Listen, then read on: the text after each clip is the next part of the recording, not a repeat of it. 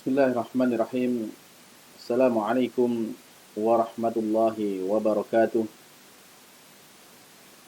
Alhamdulillahirabbil alamin. Wassalatu wassalamu ala asyrafil anbiya wal mursalin. Nabiyina Muhammadin wa ala alihi wa ashabihi ajma'in. Wa man tabi'ahum bi ihsanin ila yaumiddin. Amma ba'd. Ma'asyiral muslimin, para pemirsa yang dimuliakan Allah Subhanahu wa taala. Alhamdulillah, pada kesempatan kali ini kita bersyukur kepada Allah Subhanahu wa taala. Yang mana Allah Subhanahu wa taala masih memberikan kesempatan kepada kita untuk senantiasa beribadah kepadanya, menjalankan ketaatan kepadanya, dan menambah perbekalan kita untuk menghadapnya, yaitu membekali diri kita dengan ilmu yang bermanfaat. Terlebih lagi dengan ilmu yang kita membutuhkannya, karena saat sebentar lagi kita akan memasuki bulan Ramadan, maka kita sangat membutuhkan bekal ilmu tentang bulan Ramadan tersebut. Maka kita akan melanjutkan pembekalan diri kita terhadap bulan Ramadan tersebut yang kita ambil dari kitab Bulughul Maram. Dan kembali kita akan mengambil faedah ilmu dari apa yang telah disampaikan oleh Fadilatul Syekh Muhammad bin Shalih Al-Utsaimin dalam kitab beliau yang diberi judul Fathu Dzil Jalali wal Ikram fi Syarhi Bulughul Maram. Kita masih dalam pembahasan atau dalam pengantar dari beliau rahimahullah taala terhadap kitab Bulughul Maram ini, khususnya dalam kitab Siyam atau kitab tentang puasa. Nah, di akhir pengantar ini beliau rahimahullah taala menyampaikan kepada kita tentang waktu puasa. Ya, waktu puasa ini juga perlu kita ketahui. Beliau rahimahullah mengatakan kepada kita bahwasanya kemudian ketahuilah bahwasanya puasa itu dikhususkan pada bulan tertentu dalam setahun ini. Jadi puasa ini waktunya ada dalam bulan tertentu selama setahun tersebut. Hal ini sebagaimana yang telah Allah isyaratkan di dalam firman-Nya sebagai hikmah dari pengkhususan ibadah puasa ini. Di dalam firman Allah Subhanahu wa taala, Allah berfirman, "Syahrul Ramadan alladzi unzila fihi al-Qur'an." Yang di bulan Ramadan yang di dalamnya itu diturunkan Al-Qur'an. Surat Al-Baqarah ayat 185. Maka di sini berdasarkan ayat ini ada sebagian orang yang mereka kemudian merayakan hari ulang tahun. Merayakan hari ulang tahun dengan mengambil dalil dari ayat ini, berhujjah dengan ayat ini. Bagaimana bisa? Ya, mereka mengatakan bahwasannya di dalam ayat ini ada dalil yang menunjukkan bahwasannya keterkaitan secara agama itu bisa menunjukkan kepada adanya kekhususan. Yang mana dalam ayat ini Allah Subhanahu wa taala menjadikan sebab atau ya waktu turunnya Al-Qur'an itu sebagai bulan puasa bagi kita. Maka ini menunjukkan dalil bahwasanya tidak masalah, tidak mengapa kita juga menjadikan hari kelahiran itu sebagai sebab untuk kita juga mengadakan perayaan ataukah mengadakan ibadah khusus seperti puasa tersebut. Anggapan yang seperti ini menurut Fadilatul Syekh Muhammad bin Shalih Al-Utsaimin adalah tidak benar. Bahkan justru yang benar bahwasanya ayat ini justru membantah apa yang mereka katakan. Jadi bukan dalil yang mendukung pendapat mereka, akan tapi justru malah dalil yang membatalkan apa yang mereka katakan. Kenapa demikian?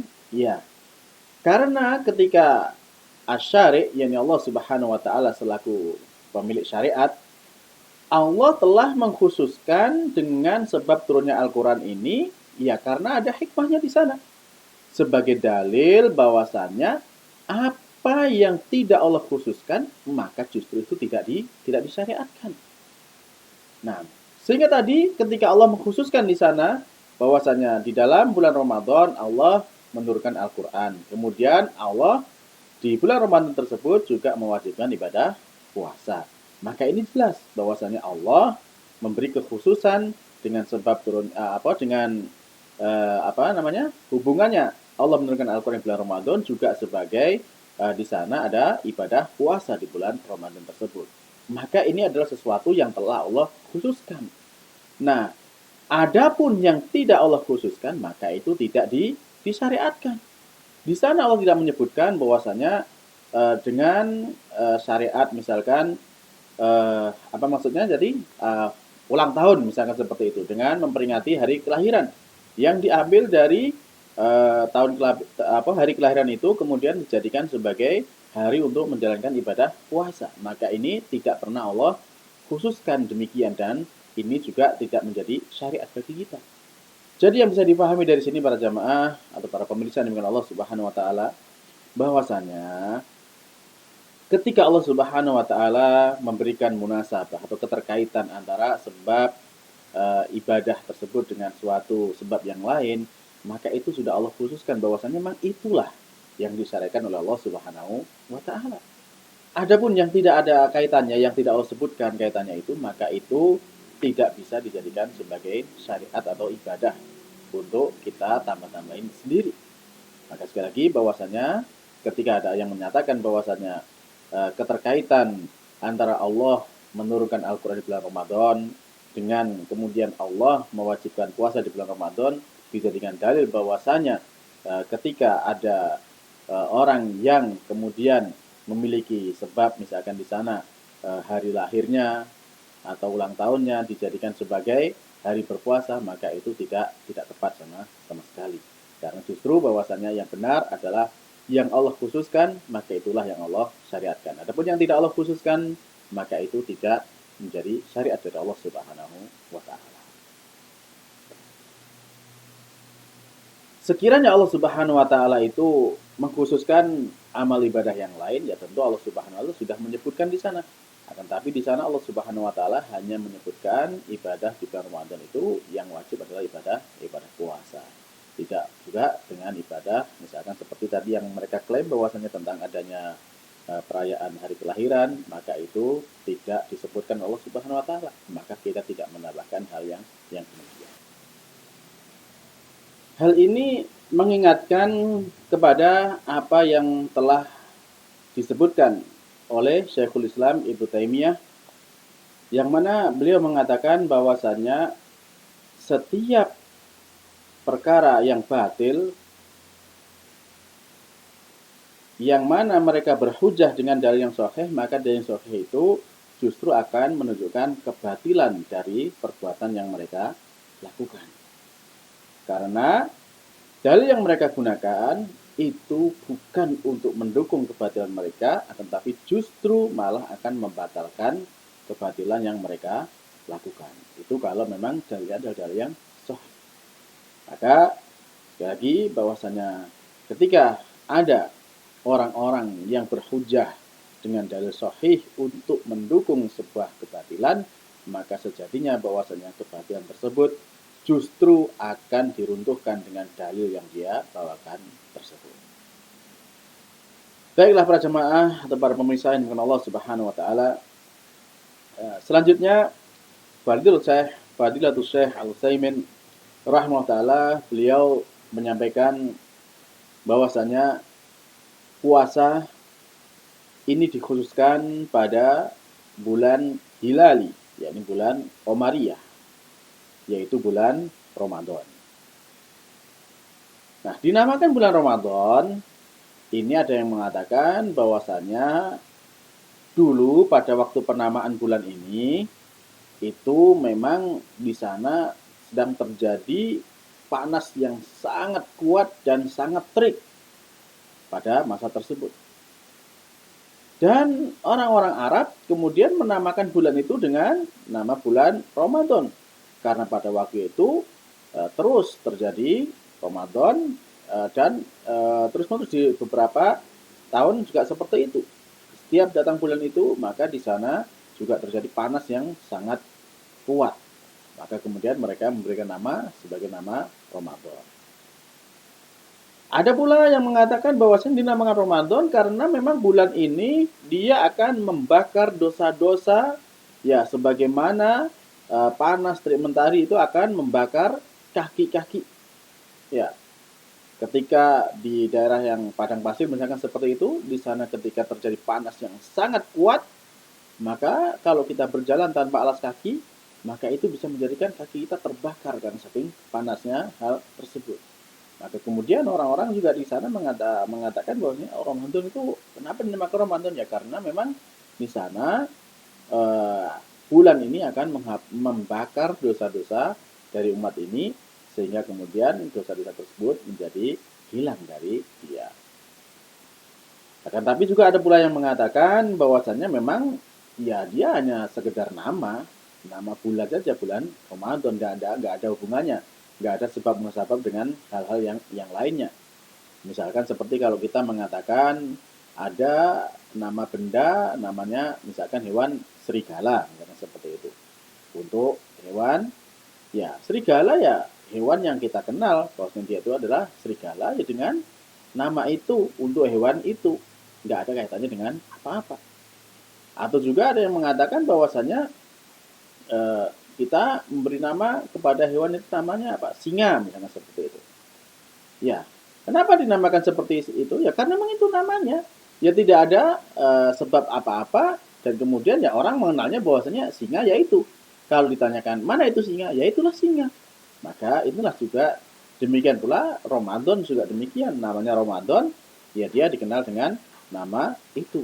Ya karena memang dia adalah Ramadan, namanya memang Ramadan. Jadi tidak ada kaitan dengan hal-hal yang lainnya. Dan yang menjadikan penting untuk kita perhatikan bahwasanya Ramadan itu adalah sebuah bulan, ya bulan yang paling agung dari bulan-bulan yang lainnya, bulan yang paling utama dari bulan-bulan yang lainnya. Akan tetapi meskipun demikian, bulan Ramadan itu bukanlah termasuk dari bulan haram. Ya kenapa? Karena bulan haram itu hanya ada empat bulan dan itu telah disebutkan oleh Rasulullah Shallallahu Alaihi Wasallam. Tiganya berturutan, sedangkan satu itu terpisah. Ada tiga bulan yang berturutan dalam bulan haram itu adalah bulan Dzulqa'dah, kemudian bulan Dzulhijjah dan bulan Muharram. Sedangkan yang terpisah adalah bulan Rajab. Jadi itu 4 bulan-bulan haram. Dan Ramadan tidak termasuk di bulan haram, akan tapi Ramadan itu memiliki keutamaan yang luar biasa, bahkan dikatakan oleh beliau bahwasanya min afdhalis syuhur, termasuk bulan yang paling utama. Maka demikianlah para jamaah dan para pemirsa yang Allah Subhanahu wa taala, bahwasanya penetapan waktu Ramadan, waktu puasa atau waktu puasa yang kita laksanakan ini memang dilaksanakan pada bulan tertentu yang namanya adalah bulan Ramadan ini.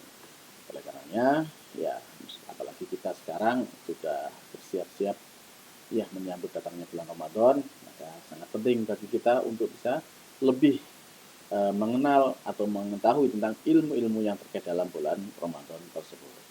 Maka dengan demikian ini berakhir pengantar dari Fadilul Syekh Muhammad bin Shalih Al-Utsaimin rahimahullah dalam kitab Syiyam dari kitab Bulughul Maram ini. Dan mudah-mudahan kita bisa mengambil faedah dari apa yang telah disampaikan ini. Dan insya Allah setelahnya nanti kita akan langsung masuk ke dalam hadis-hadis dalam kitab Syiyam dari kitab Bulughul Maram yang disampaikan oleh Al-Imam Al-Hafidh Ibnu Hajar Al-Asqalani rahimahullah ta'ala. Demikian yang bisa saya sampaikan, kurang lebihnya mohon maaf, ada benarnya dari Allah Subhanahu wa taala, ada pendapat kekhilafan atau kekurangan itu dari kedhaifan dan kelemahan diri kami sendiri. Semoga Allah Subhanahu wa taala mengampuni saya dan semua pemirsa sekalian, dan kita akhiri dengan doa kafaratul majelis. Subhanakallahumma rabbana wa bihamdika Asyhadu an la ilaha illa anta astaghfiruka wa atubu ilaik. Wassalamualaikum warahmatullahi wabarakatuh.